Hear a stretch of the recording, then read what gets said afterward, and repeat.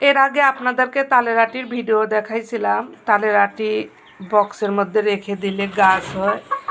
তো আজকে আমি এগুলো কাটবো।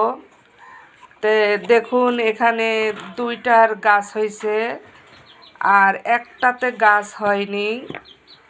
তে আপনারা যারা বাসা বাড়িতে থাকেন এভাবে বক্সের মধ্যে একটুখানি পানি দিয়ে তালের আঁটিগুলো রেখে দিবেন। মাঝে মাঝে আবার কিছুদিন পর পর একটু পরিষ্কার করে ধুয়ে আবার নতুন করে পানি দিয়ে রাখবেন, তো দেখবেন এর মধ্যে গাছ হবে। তো যাই হোক, আজকে এখন এগুলো কাটবো।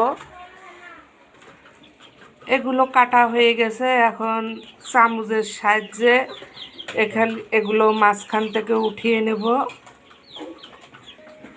হয়ে গেল তালের আটির থেকে খোপরাগুলো বের করা। এখন এগুলো খেয়ে নিব। আপনারাও এভাবে মাটিতে রাখলে এর থেকে বড় হয়। যাই হোক, বাসা বাড়ি মাটি কোথায় পাবো, তাই একটু পানি দিয়ে রাখছিলাম। তো যতটুকু হয়েছে এতটুকু আলহামদুলিল্লাহ অনেক সুন্দর হয়েছে। আপনারা সবাই ভালো থাকুন, সুস্থ থাকুন। আল্লাহ হাফেজ।